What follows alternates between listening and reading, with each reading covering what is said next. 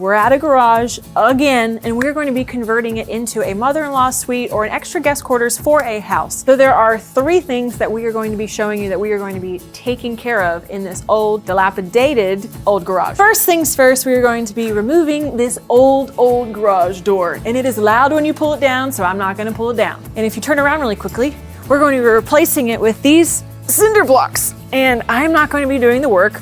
You're just gonna see other people do the work. And another thing that we are going to be doing, secondly, we are going to be furring out all of the walls. And yes, that's gonna make the space a teeny bit smaller. However, you see all the brick that's on the walls. We've got cinder blocks over here. We've got old brick over here that does not look like pretty brick. So we are going to be furring out with 2x4s so that we can actually have the electric and the insulation in the cavity of the studs. And it's going to look all nice and clean instead of just this. The third thing that we're going to do is we are going to, on this section where this opening is, since we're going to be already building on this side, we're going to be putting the bathroom here.